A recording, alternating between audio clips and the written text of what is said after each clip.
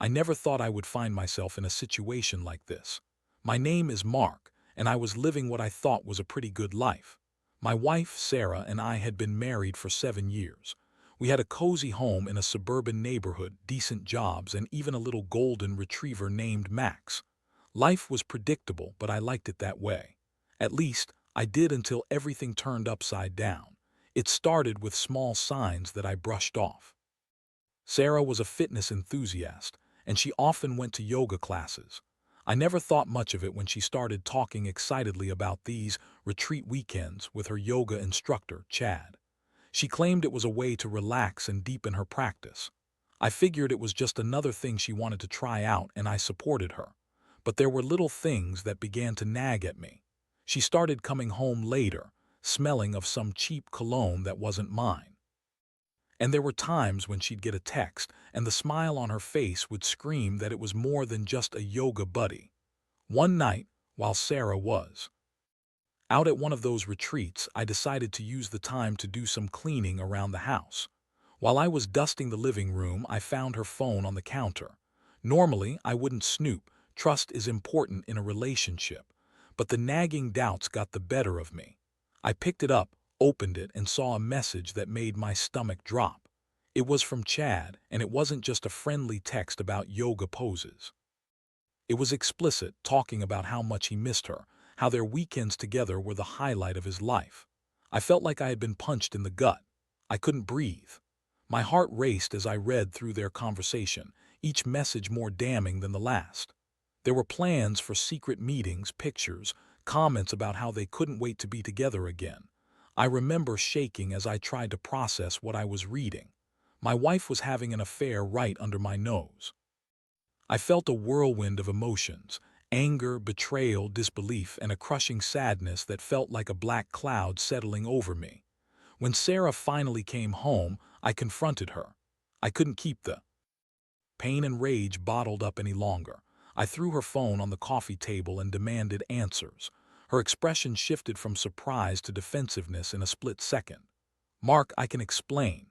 She stammered, her voice rising an octave, but I wasn't having any of it. I wanted the truth. She tried to play it off as just a yoga friendship, claiming I was overreacting. "You know how intense yoga can get. It's all about the energy," she said, her voice dripping with insincerity. I couldn't believe the excuses she was throwing at me. I pressed her harder, and her lies began to unravel. She finally admitted to the affair, but not without adding that it was my fault for not being more attentive. She even mentioned that I was too focused on work, and that Chad just understood her better in her time of need. It was infuriating. As I stood there, feeling like a fool, I realized that I had to process this betrayal in my own way.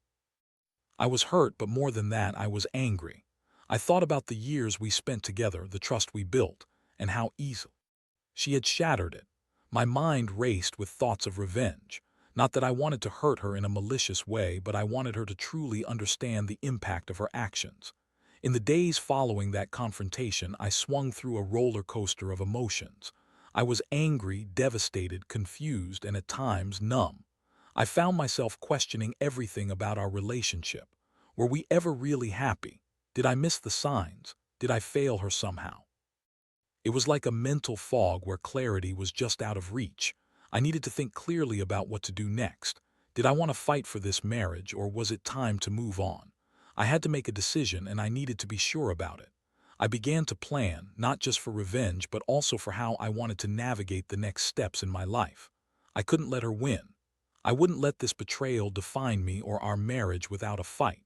But what would that fight look like? As the days rolled on after the confrontation, I felt like I was living in a nightmare. I was going through the motions of everyday life while my mind was a chaotic whirlpool of anger and betrayal.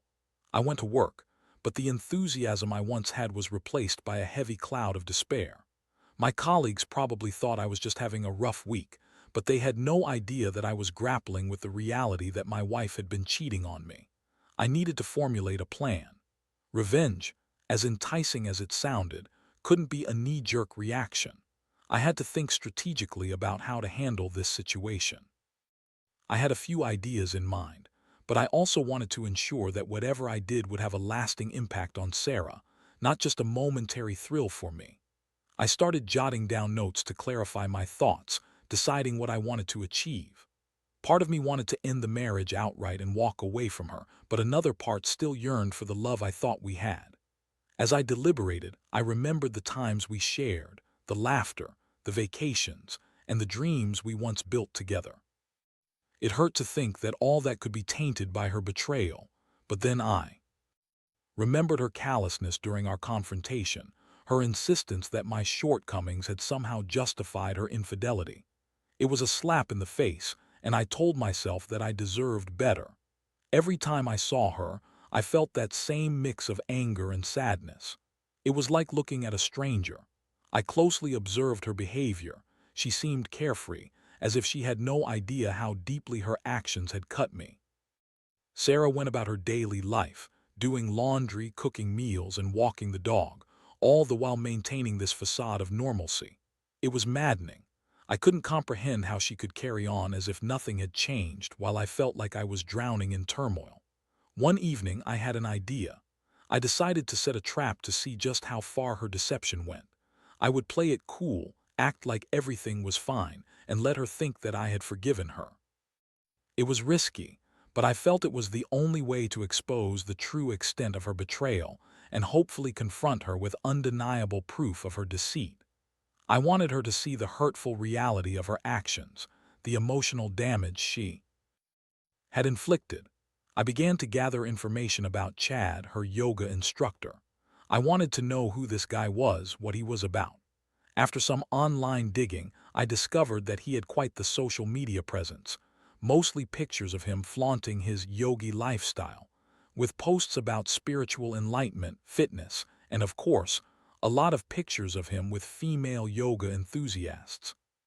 It made my blood boil to see how many women idolized him, unknowingly contributing to my heartbreak. I decided to follow him on social media. I created a fake account and started interacting with him, liking his posts and leaving vague comments. The goal was to get him to notice me, to engage in conversation. The more I learned about him, the more I planned my approach. I wanted to find out about his relationship with Sarah and if they were still seeing each other. I knew I had to tread carefully. I didn't want to raise any suspicion. Meanwhile, I also decided to reach out to a close friend of mine, David. I needed someone to confide in, someone who could provide a sounding board for my thoughts. After a few drinks at our favorite bar, I laid the whole situation out on the table. David was shocked. He had always seen Sarah as the perfect wife, someone who was caring and supportive. I knew he would have a hard time reconciling that image with the reality of her cheating. "What do you want to do, man?" he asked, looking at me with genuine concern. "Do you want to confront her again, or maybe you can give her the ultimatum?" I took a deep breath, grateful for his support. "I want to confront her again, but this time I want to give her the full picture. I want her to know that I know everything. I want her to feel the weight of her betrayal, and I'll make sure she understands that I'm not the one at fault here." We spent the next couple of hours discussing my options, and David suggested that I document everything. Keep records of her behavior, her whereabouts. If you're going to confront her, you want to be armed with facts. It was solid advice, and I took it to heart. I started keeping a journal, noting down any suspicious behavior, text messages that I could see over her shoulder, and any evidence that might support my case when the time came. As I gathered my thoughts and prepared for what would come next, I felt a strange sense of clarity. I wasn't just a victim here. I was taking control of my life again. I was no longer just hurt and angry. I was resolved to find out the truth. I was ready to confront Sarah on my own terms, and I wouldn't back down until I got the answers I needed. I was determined to make her understand the gravity of what she had done and how it had affected me. I was done being passive. It was time to take charge.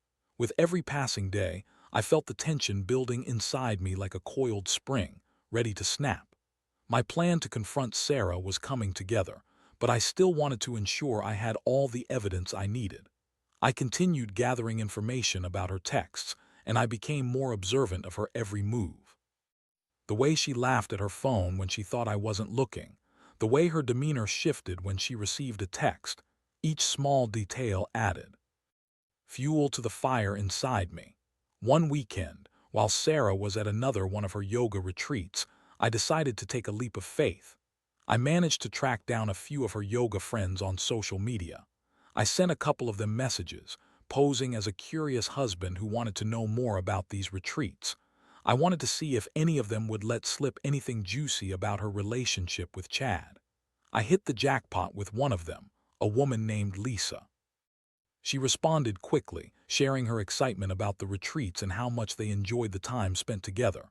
But as the conversation progressed, I casually nudged her toward asking about Chad.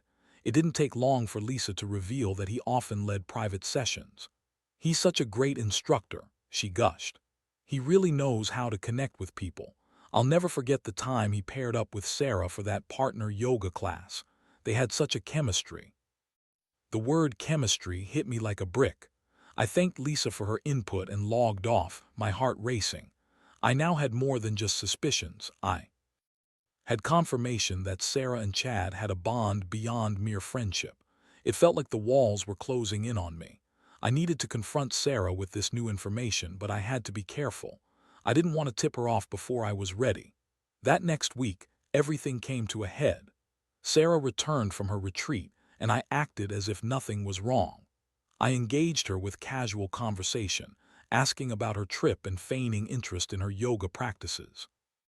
But inside I was boiling. I could see through the facade. She seemed relaxed and happy, almost glowing, completely oblivious to the storm brewing beneath the surface. The following night we were sitting in the living room and I brought up Chad again, this time casually. "So how was that guy Chad? Did you all have any deep discussions about yoga?" I kept my voice light, my expression neutral, masking the fury boiling beneath. Her response was quick and dismissive. "Oh, just the usual stuff. He really focuses on self-awareness and mindfulness, nothing serious." She seemed so nonchalant about it that it made my blood boil. I pressed on, leaning forward. "You seem really fond of him. You talk about him a lot. Are you sure it's just yoga?" I was dancing on the edge of confrontation, and the look on her face told me that she sensed the shift in the conversation. "Mark, seriously, it's just yoga. You're reading way too much into this," she snapped, irritation creeping into her voice, but I wasn't done. "Is it just yoga?" I asked, my voice dropping almost dangerously low. "Because I've heard some interesting things about your chemistry with him from a few friends. Seems like you have a bit more than just a friendship going on." Her expression shifted, and for a brief moment I thought I saw fear cross her face, fear of being exposed. "What do you mean?" she asked, trying to play dumb, but it was too late. I decided to lay it all out. "I know about the texts. I know about the private sessions. I know you've been lying to me this whole time, Sarah. I've seen the messages. I've talked to your friends. You need to tell me the truth right now." The silence that followed was suffocating. It felt like the air had been sucked out of the room. Sarah's eyes widened, and I could see her scrambling for the right words. She opened her mouth to speak, but then closed it again, unsure of how to defend herself. "Mark, I can explain," she finally said, desperation creeping into her voice. "It's not what you think. Chad and we have a connection, but it's not serious. It felt good to escape for a while." "Escape?" I almost shouted. "Escape from what?" "From our marriage. From the life we built together." The hurt was evident in my voice, and I could see her trying to process the weight of my words. She finally broke down, tears streaming down her face. "I didn't mean for it to go this far. I was lonely, and you've been so consumed with work. He made me feel alive again. I never intended to hurt you." There it was, the excuse I had been waiting for. It was like a punchline in a cruel joke. I felt a mix of anger and sadness. "So, it's my fault. You thought cheating on me was the solution?" I couldn't help but scoff. "You think running away would fix anything?" She shook her head, still sobbing. "No, I thought I could have both. I didn't want to lose you. I was just confused." Confused? I had given her everything. I felt a whirlwind of emotions. A part of me wanted to comfort her, to tell her that we could work through this, but another part of me screamed in anger at her betrayal. "I don't think we can go back from this, Sarah. You've broken my trust, and I don't know if I can ever look at you the same way again." My words hung heavy in the air, a reflection of the shattering reality around us. She looked at me, vulnerable and broken, but I felt nothing for her at that moment. I had to make a choice about what came next. I knew this was the tipping point. I was tired of being the victim. It was time to take control of my life again, to decide what I wanted moving forward. The confrontation with Sarah was a pivotal moment, a turning point that left me feeling both liberated and heartbroken. I had exposed her betrayal, but the emotional fallout was far from over.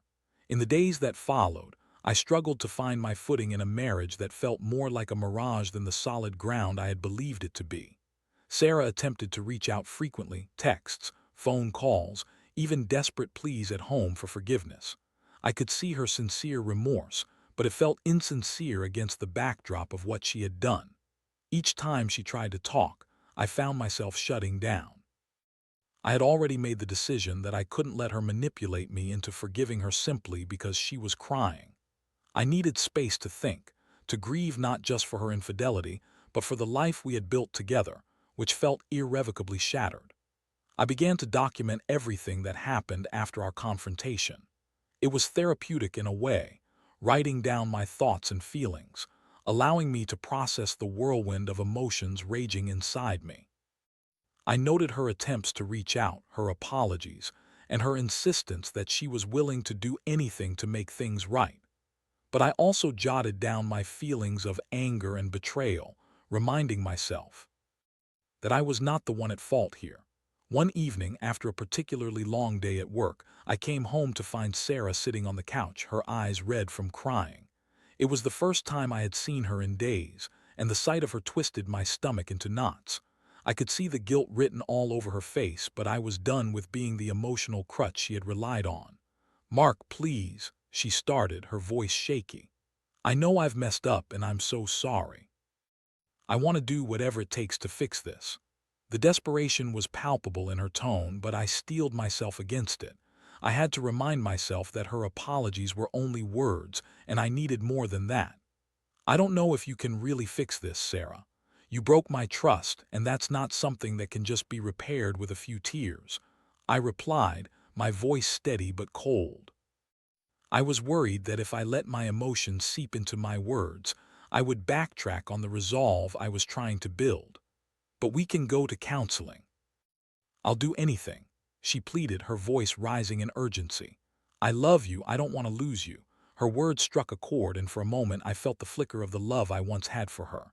But then the reality of her betrayal crashed back in. How could I trust her again? I looked at her, feeling torn. I wanted to believe in the possibility of redemption, but the sting of her choices was still fresh. "You need to understand that love doesn't excuse betrayal," I said slowly. "You had options, but you chose to lie and cheat. That's not something I can easily forgive." I watched as the color drained from her face. It was clear she had underestimated the depth of my hurt. "But I was lonely," she cried. "I thought you were slipping away from me. I didn't know how to handle it." I shook my head, feeling the frustration bubble up again. "So, you decided to find comfort in another man's arms instead of talking to me. You could have come to me with your feelings, but instead, you chose to betray me."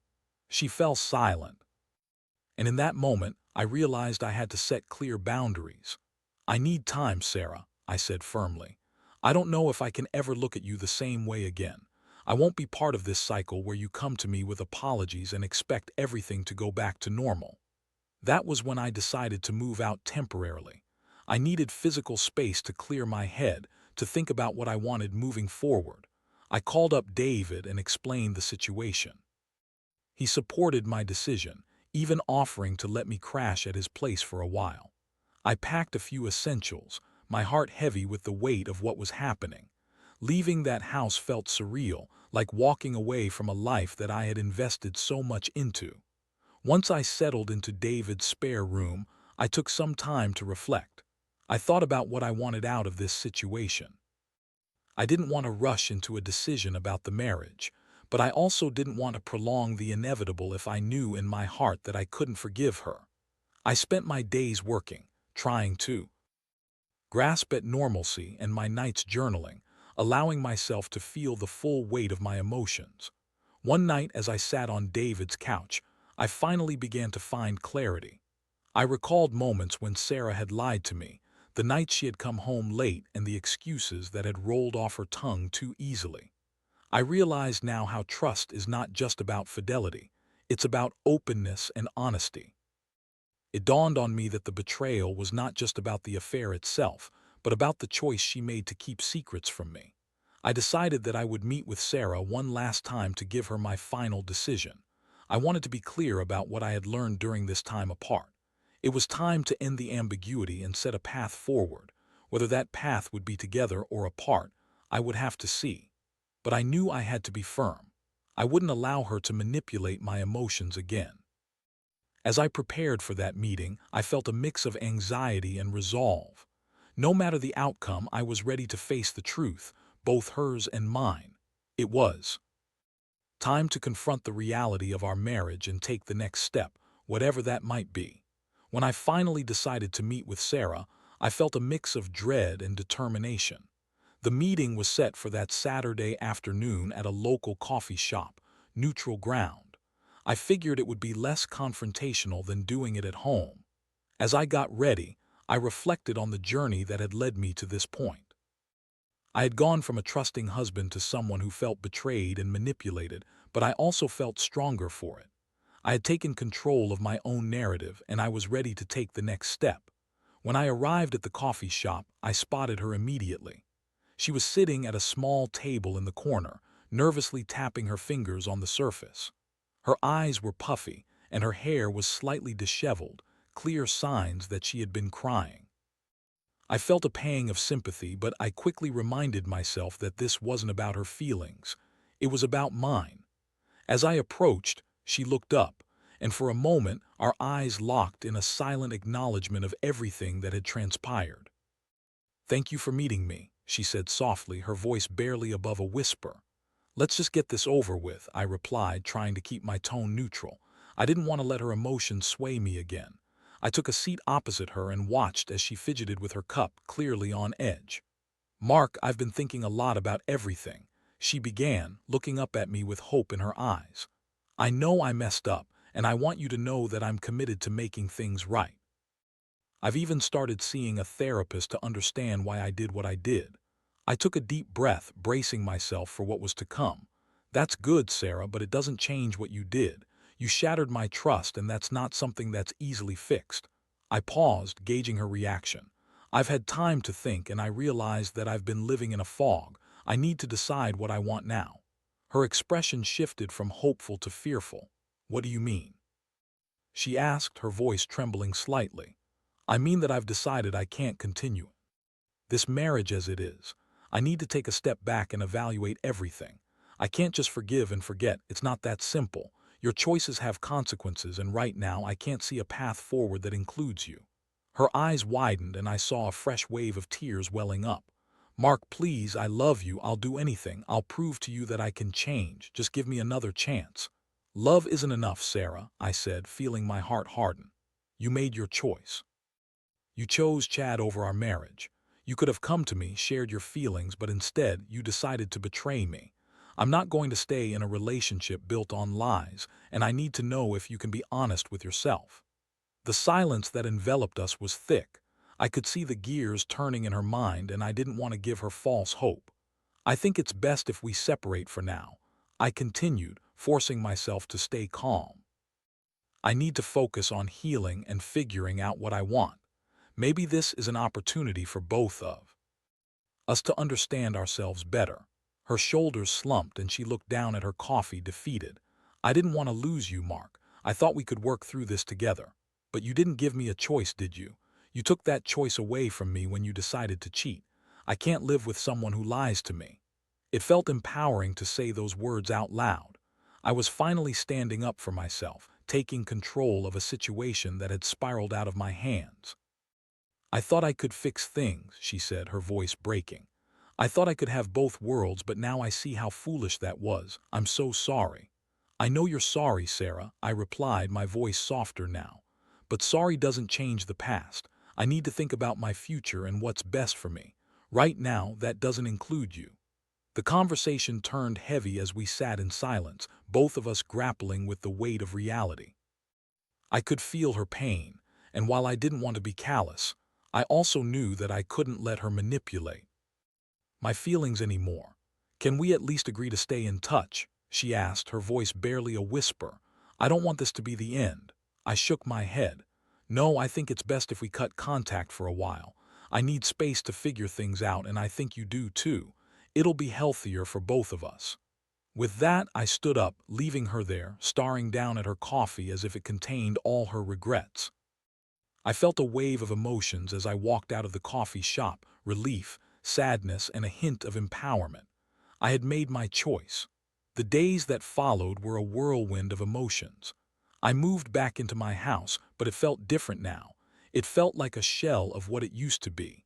I packed up Sarah's things that had lingered around, those remnants of a life that felt foreign now. I made it a point to replace everything that reminded me of her with my own touch, turning this house into a home that reflected me and not the ghost of us. I kept journaling, detailing my feelings and reflections about the separation. I spent more time with David, who provided a much-needed support system. He reminded me that it was okay to grieve the marriage while also looking forward to new beginnings. I found solace in new hobbies: working out, picking up an old guitar, gathering dust, even taking some cooking classes. I was rediscovering myself, and it felt liberating. But I also knew that I had to face the reality of moving on. I still had unanswered questions about what it would mean to truly let go of Sarah. It was a journey, and I was just beginning to navigate the unknown road ahead. I had learned that relationships require honesty and communication, and I wouldn't settle for anything less in the future. I was ready to face whatever came next, stronger and wiser than before. As the weeks turned into months, I embraced the new reality I had created for myself. The initial pain from Sarah's betrayal had faded to a dull ache, and I began to see it as a stepping stone rather than a stumbling block. I focused on self-improvement and rediscovery, taking time to learn more about who I was outside of my marriage. I started to appreciate my own company, finding joy in activities that I had once neglected. I continued to journal my experiences, documenting my journey toward healing. My entries shifted from expressions of heartbreak to reflections on personal growth. I started to identify my own needs and desires, things I had often set aside for the sake of others. Part of my healing process was also learning to forgive, not just Sarah, but myself for what I perceived as my failures in the relationship. I realized that I had put a lot of pressure on myself to maintain a perfect marriage, and in doing so, I had overlooked my own happiness. Around that time, I began dating again. It was daunting at first. Putting myself out there again after being hurt felt like stepping into the unknown. But I took it slow, meeting new people and exploring potential connections. To my surprise, I found that dating didn't have to be laden with anxiety. I met someone named Jessica, a fellow music enthusiast I had met at an open mic night. Our shared interests led to deep conversations and laughter, and I felt a spark that I hadn't felt in a long time. With Jessica, I found a different kind of connection, one that was built on open communication and mutual respect. We took our time getting to know each other, and I found myself excited about the possibilities. Each encounter with her felt refreshing, like a step forward into a brighter future. It was as if I were reclaiming parts of myself that had been lost during my marriage. With Jessica, I could express my feelings without fear of judgment, and it was liberating. As I navigated this new relationship, I reflected on my past with Sarah. I still had moments of sadness thinking about what I had lost, but I also understood that I needed to let go of the past to embrace the future. I had made peace with my decision to separate, knowing that I had acted with integrity and had honored my own worth. One day, I ran into Sarah at a local grocery store. I didn't expect to see her, and for a brief moment my heart raced. She looked different, more put together, as if she had been taking care of herself. Our eyes met, and I felt an array of emotions bubble up inside me. There was still a part of me that remembered the love we once shared, but I reminded myself of the pain that had come with that love. "Mark," she said softly, her voice hesitant, "I didn't expect to see you here. Yeah, just picking up some groceries, I replied, my tone neutral. It felt surreal standing there, two people who had once shared a life now reduced to small talk in a grocery aisle. I've been thinking about you, about us, she said, her eyes searching mine for a glimpse of hope. I took a deep breath and considered my words carefully.